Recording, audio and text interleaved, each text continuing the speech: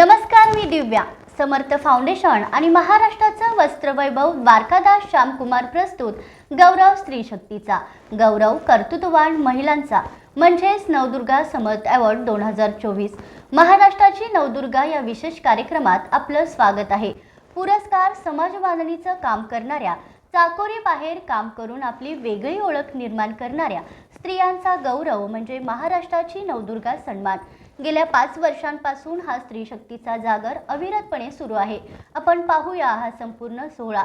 जाणून घ्या कोण आहेत या वर्षीच्या महाराष्ट्राची नवदुर्गा समर्थ अवॉर्ड पुरस्काराच्या मानकरी आणि काय आहे त्यांचं सामाजिक कार्य. महिलांना सक्षम बनवणं आणि विविध प्रकारच्या सामाजिक राजकीय कार्यात अग्रेसर असणाऱ्या दुर्गा फाउंडेशनच्या संस्थापक अध्यक्षा, जागर न्यूज भारतीय जनमतच्या मॅनेजिंग डायरेक्टर, शिव उद्योग महाराष्ट्र प्रदेश अध्यक्षा आणि आपले मानव अधिकार महाराष्ट्र प्रदेश अध्यक्षा आदी महत्त्वाच्या पदावर विराजमान असलेल्या कोल्हापूरच्या प्रसिद्ध उद्योजिका सौ शर्वरी योगेश पाटील पवार यांचा महाराष्ट्राची नवदुर्गा समर्थ अवॉर्ड म्हणून सन्मान होत आहे. तसेच त्या या कार्यक्रमाच्या प्रमुख पाहुण्या देखील आहेत. त्यांचं समर्थ फाउंडेशन आणि महाराष्ट्राचं वस्त्रवैभव द्वारकादास श्यामकुमार यांच्या वतीने स्वागत आहे. नमस्कार मॅडम. मॅडम, माझा पहिला प्रश्न असा आहे की तुम्ही एक धाडसी व्यक्तिमत्व म्हणून पश्चिम महाराष्ट्रात तुमच्याकडे पाहिलं जातं, तर लहानपणापासूनच तुमचा स्वभाव धाडसी आहे का? लहानपणापासून धाडसी हे आपल्या रक्तातच असतं. माझे वडील शिक्षक क्षेत्रात आणि आईही शैक्षणिक क्षेत्रात असल्यामुळं मला तो बाणा माझ्या शरीरातच आहे, स्पष्ट वक्तेपणा आणि धाडसीपणा. तुम्ही मग सुरुवातीपासूनच एक धाडसी व्यक्तिमत्व म्हणजे आई वडिलांचाच वारसा मी पुढे चालवते आहे शैक्षणिक क्षेत्रात, आणि त्यानंतर पॉलिटिक्समध्ये माझी आई गेले कित्येक वर्ष आहे, त्यामुळे या दोन्ही गोष्टींचा वारसा मी पुढे चालवते. तुमचं बालपण कसं होतं? बालपण तसं अजिबात चांगलं नव्हतं, कारण एक ट्रॅडिशनल फॅमिली प्लस मुलींनी तिथं शिकायचं नाही अशा फॅमिलीत जरी शैक्षणिक क्षेत्रात असली तरी मुलींनी जास्त शिकायचं नाही अशा कुटुंबात माझा जन्म झाला आणि त्या सगळ्या गोष्टींना फाटा देत मी माझं एक नवं अस्तित्व निर्माण केलं. आता नवरात्री उत्सव चालू आहे आणि तुमच्या फाउंडेशनचं नाव सुद्धा दुर्गा फाउंडेशन आहे आणि तुम्ही त्याच्या अध्यक्ष आहात. नेमकं काय कार्य करता? दुर्गा फाउंडेशन म्हणजे अनेक समाजातील दीन दलित त्याचप्रमाणे प्रत्येक क्षेत्रातील महिलांवरती अन्याय होतात. कधी बलात्कार, कधी घरून छळ असतो. माहेरच्या मुली असतात, त्या राहत असतात, त्यांचाही तिथे छळ असतो. फक्त प्रत्येक वेळी सासरकडच्यांकडून छळ होतो असं नाही, माहेरी असताना देखील मुलींचा छळ होतो. यावरती विशेष करून दुर्गा फाउंडेशन मुलींची छेडछाड, त्यानंतर अनेकदा मुलींनाच माहेरी राहू देत नाहीत किंवा पतीच्या घरी मुलींना त्रास होतो. प्लस ज्या स्त्रिया मुली वुमन कार्ड खेळून अनेक अलीकडं तर फॅशन सुरू आहे की अनैतिक संबंध करायचे आणि पुरुषांना त्रास द्यायच्या, अशांना देखील ज्या वुमन कार्ड महिला खेळतात त्यांना देखील आम्ही वेळीच दुर्गा फाउंडेशनच्या माध्यमातून आम्ही जागेवर भानावर आणायचं काम करतो. आता मीडियामध्ये सुद्धा तुमची हवा आहे, तर जागर न्यूजच्या माध्यमातून तुम्ही किती वर्ष ही जबाबदारी पेलताय? वयाच्या 16व्या वर्षापासून मी अर्थार्जन करायला लागले. टी व्हीवरती एक रिनची ॲडव्हर्टाईज असायची आणि त्यात ती पत्रकार असते आणि ती रिपोर्टिंग करायला गेल्यानंतर, तुम्ही सगळ्यांनीच बघितली असेल ती ॲडव्हर्टाईज, रिपोर्टिंग करायला गेल्यानंतर चिखलातून गाडी जाते आणि तो व्हाईट ड्रेस घातलेला असतो रिनच्या ॲडमधल्या त्या पत्रकाराने, आणि तो चिखल उडतो आणि मग नंतर रिनची वडी हे करतात, अमिताभ बच्चन पण आहे, आणि ती लगेच 2 मिनटात ड्रेस घालून येते आणि पुन्हा टी व्हीवर बसते आणि ती न्यूज सांगायला लागते. ते मी बघितलं होतं 4थमध्ये असताना, 4थीत असताना, आणि मी ठरवलं की नाही, मला पत्रकारच व्हायचं आणि मी जे डोक्यात घेते ते मी करतेच. कशाची पण मला हे करायला लागली तर ते करतेच. त्यामुळे मी वयाच्या 16व्या वर्षापासून अँकरिंग करायला लागले. जे तुम्ही सध्या अँकरिंग करताय ते मी वयाच्या 16व्या वर्षी करायला लागले. आमचं चॅनल होतं सांगलीतलं लोकल, तिथं अगदी आम्ही विटांवरती बसायचो. त्यावेळी अद्ययावत असं काहीच नव्हतं, पण मी तेव्हापासून 16व्या वर्षीपासून अँकरिंग, मग जर्नलिझम केलं, मग पत्रकारिता, असं करत करत करत माझं आता स्वतःचं चॅनल आहे गेले 20 वर्ष मी या क्षेत्रात आहे. पत्रकारिता आता करताय तुम्ही, त्याचबरोबर शिवउद्योग, शिवसेना आणि आपले मानव अधिकार या दोन्ही ठिकाणी तुम्ही महाराष्ट्र प्रदेश पदाची जबाबदारी सांभाळते, त्याबद्दल काय सांगाल? महाराष्ट्र प्रदेशाची जबाबदारी सांभाळत असताना महाराष्ट्राचे दौरे करणे, महाराष्ट्रातल्या अनेक महिलांचे काय प्रश्न आहे समजून गेले. आपले मानवाधिकार फाउंडेशन हे स्त्री आणि पुरुष कुठलेही असो, ज्येष्ठ, अबाल, वृद्ध सगळ्यांवरच अन्याय झाला तर आपले मानवाधिकार फाउंडेशन जिथं सिस्टीमच्या अगेन्स्ट जाऊन काम करायचं असतं ते आपले मानवाधिकार फाउंडेशन आहे. त्याच्यात आम्ही खोट्या केसेस घालणे, त्यानंतर अनेक अशा गोष्टी आहेत, भ्रष्टाचार किंवा एखाद्या व्यक्तीवर खोट्या केसेस करणे आणि त्यांना ब्लॅकमेलिंग करणे, याच्यावरती पण विशेष करून आपले मानवाधिकार फाउंडेशन काम करतं. आता तुम्ही सोशल मीडियावर सुद्धा ॲक्टिव्ह असता आणि तुमचे पती आणि तुम्ही एक पश्चिम महाराष्ट्रातलं रुबाबदार कपल म्हटलं जातं, तर काय सांगाल याबद्दल?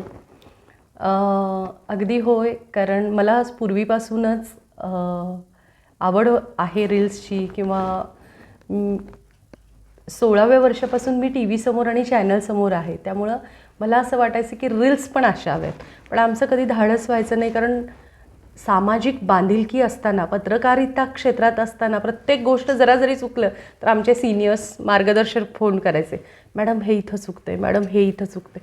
तरी पण जसं टिकटॉक आलं, इन्स्टा आलं, फेसबुक आलं, त्याचा उपयोग मला चॅनलसाठी व्हायला लागला. फक्त सोशल मीडियावरती गाणी करत फिरणं हा आमचं इंटेन्शन नाही. सोशल मीडियावरती रील्सच्या माध्यमातून बघितल्यानंतर लोक आम्हाला फॉलो करतात. गुगलवर सगळ्यात जास्त सर्च मला केलेला आहे पश्चिम महाराष्ट्रात, असा त्यांचा मला गुगलचा कंटिन्युअसली मेसेज येतो. सगळ्यात जास्त मला सर्च करण्यात आलं शर्वरी पवार. आणि नंतर योगेशना पण ह्या सगळ्या गोष्टींची आवड आहेच, त्यांनी मला बकअप केलं आणि आमच्या दोघांच्या आत्ता रील्स अलीकडे भरपूर फेमस होत आहेत, तुम्ही सगळे बघतायच. तर पत्रकारिता तुम्ही एक ॲड बघून 4थीत असताना तुम्ही मनात ठरवलं की मला पत्रकार व्हायचं आहे. त्याचबरोबर आणखी कोणते छंद होते? मला ॲक्ट्रेस व्हायचं होतं, पण आमच्या घरात मी तुम्हाला मगाशी म्हटलं की थोडी जास्त ट्रॅडिशनल फॅमिली आहे माझी. आमचे मामा किंवा काका असे टिपिकल शेतकरी कुटुंब आहे. आई जरी शैक्षणिक वडील असले तरी बाकीची इतर फॅमिली पण बिलॉंग करत असते, त्यांचा विचार घेतला जातो. त्यामुळं इतकंसं सोपं नव्हतं या सगळ्या गोष्टी, पण करत गेलो. मला पुढचा प्रश्न असा विचारायचा आहे की प्रत्येक स्त्रीला सुंदर दिसणं खूप मॅटर करतं आणि तुमच्याकडं बघितल्यावर ते पटकन कळतं की सुंदर असणं म्हणजे तुम्ही. तर या सौंदर्याबद्दल काय सांगाल? काही नाही, मी प्रचंड आळशी आहे. पत्रकारिता क्षेत्र म्हटल्यानंतर तुम्हा सगळ्यांना माहीत आहे, नो टाईम आणि अशा आपण वेडे असतो. हे आहे ना, हे आपल्याला करायचं आहे. आमचं टायमिंग नसतं, आम्हाला कुठून कॉल येतात, म्हणजे काही एखादी घटना घडते, पळावं लागतं. प्लस माझं दुर्गा फाउंडेशन आहे, माझ्या फोनवर एखाद्या महिलेची अडचण एखादी सांगायला येईल तर मी सतत तिथं जाते. रात्रीचे 2 वाजू देत, 3 वाजू देत, मी त्या ठिकाणी महिलेसाठी तिथं गेलेली असते. आणि त्यामुळं आमचं सगळं शेड्यूल डिस्टर्ब असतं. तरीसुद्धा मी गेले कित्येक वर्ष जिम करते आणि आता माझ्या पतींना जिमची आवड आहे, जास्त आमची जिम आहे. त्यामुळे मी त्या आवडीनुसार आता ते मला पळवतातच आहेत. त्यामुळं आधी तर मी सुंदर होतेच, पण आता जरा जास्त सुंदर झाली. म्हणजे योगा आणि जिम केल्यामुळं सुंदर दिसू शकतो आपण. हां, असं म्हणावं. पण बाह्य सौंदर्यतेपेक्षा अंतर सौंदर्य अत्यंत महत्त्वाचं आहे. त्यामुळे तुम्ही छान राहा, छान बोला, छान वागा, आपोआपच तुमच्या चेहऱ्यावर ते तेज येईल. आणि त्याच्या सोबतीला शास्त्रीय दृष्टिकोनातून एक तास स्वतःसाठी नक्की द्या. आता हे सगळं तुम्ही कार्य करत असताना म्हणजे आयुष्यात चांगले वाईट प्रसंग येतात, असा कोणता प्रसंग आहे जो तुमच्या आयुष्यात कायम सदैव आठवणीत आहे? आयुष्यात असे मी सांगितलं, पुरुषप्रधान संस्कृतीत मी काम करते. पत्रकारिता क्षेत्र म्हणजे पुरुषांसाठी इतकं सोपं नाही आहे, पण मी स्त्री असून त्या क्षेत्रात होते. अनेक गोष्टी माझ्या आजूबाजूला फिरत होत्या. आणि तुम्ही मगाशी म्हटला सौंदर्य हे शापित असतं. आणि अशावेळी मी लहान वयात ज्यावेळी ग्राउंड फील्डवरती काम करत होते त्यावेळी प्रचंड त्रास होत होता राजकीय नेत्यांचा. म्हणजे राजकीय नेते म्हणजे बाई आवडली की पाहिजेलच, अशा गोष्टी असताना या सगळ्याला फाटा देत त्यांच्या सगळ्यांचे त्रास सहन करत आज त्यांच्या विरोधात लिहिणं म्हणजे इतकं सोपं नसतं.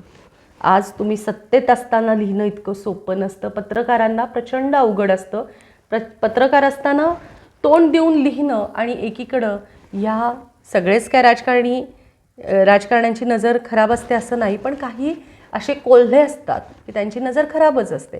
आणि या सगळ्या क्षेत्रात जात असताना मला ह्या गोष्टींना सामोरं जावं लागलं. स्त्री कुठंही यशाच्या शिखरावर चालली तर सगळ्यात मागं खेचायचं पाय म्हणजे तिचं कॅरेक्टर. खूप इझी असते. अरे ती बरोबर नाही, अरे ती बरोबर नाही. तुमच्यात चांगले गुण आहेत त्याचा विचार करणार नाही. हा समाजातल्या मलाच नाही, अनेक स्त्रियांना ज्या अनेक बाह्य क्षेत्रात पुरुषप्रधान संस्कृतीत काम करतात अशा प्रत्येक महिलांना ह्या त्रासाला सामोरं जावं लागतं. भले जग 21व्या शतकाकडे जाऊ, भले बाई नाकाच्या पुढे बघून चालू. आणि ते कोल्हे जे मी म्हटलं, आमच्या क्षेत्रात तर राजकीय विषयांचा जास्त हस्तक्षेप आणि ढवळाढवळ असते. त्यांची काही नजर चांगली नसते, पण सगळ्याच राजकारण्याची नाही. काही राजकारणी गुरुसमान देखील माझ्या आयुष्यात होते, पण काही राजकारणी कोल्ह्यासारखे होते. त्यांचा त्रास मात्र मला झाला. मग अशा वेळी काम करत असताना प्रत्येक महिलेला, बऱ्याच महिलांना त्रास होतो अशा गोष्टींचा. हो. तर या महिलांना काय सांगाल तुम्ही, काय संदेश द्याल? काही नाही, सक्षमपणे बाहेर जायचं, काम करायचं. बाईची पायातली जोपर्यंत घट्ट असते तोपर्यंत पुढचा काहीच करू शकत नाही. दुसरं, स्त्री ही काचेची वस्तू आहे. स्त्रियांनो, स्वातंत्र्य म्हणजे स्वैराचार नाही. लक्षात घ्या. आपल्याला स्वातंत्र्य मिळाले, आपल्याला आरक्षण मिळाले आहेत, आपल्याला अनेक योजना मिळाल्या आहेत, आपल्याला कायदे आहेत, पण ह्याचा अर्थ त्याचा मिसयूज करून आपल्याच आयुष्य बर्बाद करणे नव्हे. स्त्री स्वातंत्र्याला कुठंतरी बंधनात ठेवणं गरजेचं आहे. हिंदू संस्कृतीप्रमाणे स्त्रीनं एका मर्यादेतच राहावं. अगदी इवन कॅरेक्टरच्या बाबतीतही आत्ता जे समाजात घडतंय ते पूर्वीही घडत आलं आहे आणि म्हणूनच स्त्रीला कुठं तर मागं खेचत बदनाम केलं जाते. स्त्रियांनो, तुमचं शरीर हेच तुमचा मान आणि सन्मान आहे, ते जपा. दुसरी गोष्ट, आपलं आर्थिक अर्थार्जन, आपलं जे अर्थार्जन आहे ते तुम्ही स्वतः करा. आपला नवरा देईल, आपला भाऊ देईल, आपले वडील देतील ह्याच्यावर डिपेंड राहू नका. अगदी घरातही बसून अर्थार्जन करू शकता. चौथे, आपलं संरक्षण आपणच केलं पाहिजे. पाचवं, कायद्यात राहाल तर फायद्यात राहाल. ह्या गोष्टी जर आपण मनात ठेवल्या आणि त्या पद्धतीनं आपण सोशल मीडिया असेल किंवा बाहेरच्या कोणत्याही फील्डमध्ये अग्रेसरपणे उंच मानेनं जगू शकाल. आणि सहावी महत्त्वाची गोष्ट म्हणजे लोक काय म्हणतील ह्याचा विचार करू नका, पण तुम्ही मात्र मर्यादेत राहावा. प्रत्येक स्त्रीनं तुमच्यासारखा विचार केला तर प्रत्येक स्त्री ही यशस्वी होऊ शकते. आणि नक्कीच हा संदेश त्यांनी जर बघितला तर प्रत्येक स्त्री ही यशस्वी होऊ शकणार आहे. अगदी प्रयत्न करा. आणि फक्त तुम्ही तुमची आर्थिक परिस्थिती निर्माण करायला तुम्ही स्वतःच जबाबदार आहात. तूच आहेस तुझ्या जीवनाची शिल्पकार.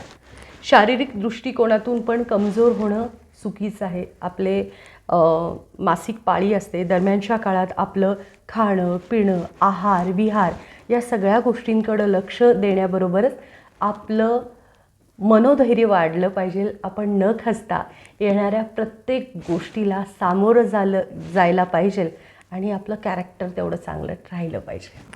नक्कीच मॅडम. आता तुमचं मानाची महाराष्ट्राची नवदुर्गा म्हणून सन्मान होतोय, कसं वाटतंय तुम्हाला? समर्थ फाउंडेशन जे आहे त्यांच्या माध्यमातून जे कोल्हापूरकरांनी मला जो मान दिला आहे महाराष्ट्राची नवदुर्गा होण्याचा, खरंच मी खूप आभारी आहे. कारण स्त्रीला तिची भरारी घेण्यासाठी अशा काही गोष्टी लागतात की ज्यानं पुन्हा एकदा अंगात संचारलं पाहिजे. आणि ते संचारतं हे आपले सत्कार, या मुलाखती, आपले आप्तेष्ट, आपले नातेवाईक यांनी दिलेल्या शाब्बासकीच्या थापेनं. आणि मी बिनधास्त बोलते, जे आहे ते बोलते. व्हॉटेवर मला कोण काय म्हणते म्हणण्यापेक्षा मी काय आहे हे मला सांगायला जरूर आवडतं. नक्कीच मॅडम, तुमच्याशी बोलून खूप छान वाटलं. आणि एक कोल्हापूर जिल्ह्यातल्या त्याचप्रमाणे संपूर्ण महाराष्ट्र राज्यातल्या महिलांना मला एकच सांगायचं आहे, तुमच्यावर कोणत्याही प्रकारचा अन्याय होत असेल, तुमची कुचंबना होत असेल, तर त्वरित दुर्गा फाउंडेशनशी कॉन्टॅक्ट करा, तिचा जागर न्यूजशी कॉन्टॅक्ट करा आणि तुमचे जे काय प्रश्न आहेत ते मला जरूर कळा. शर्वरी पवार फेसबुक आणि शर्वरी पवार ऑफिशियल इंस्टाग्रामवरती तुम्हाला माझं अकाउंट सापडेल, तर तुम्ही मला DM करू शकता, मेसेजेस करू शकता, तिथं नंबरही भेटेल. ठीक आहे. महाराष्ट्राची नवदुर्गा समर्थ अवॉर्ड या राज्यस्तरीय सन्मानासाठी आपली निवड झाली. समर्थ फाउंडेशन आणि द्वारकादास श्यामकुमार यांच्या वतीने तुमचं खूप खूप अभिनंदन. धन्यवाद. तुम्ही आमच्या स्टुडिओमध्ये आलात त्यासाठी खूप धन्यवाद.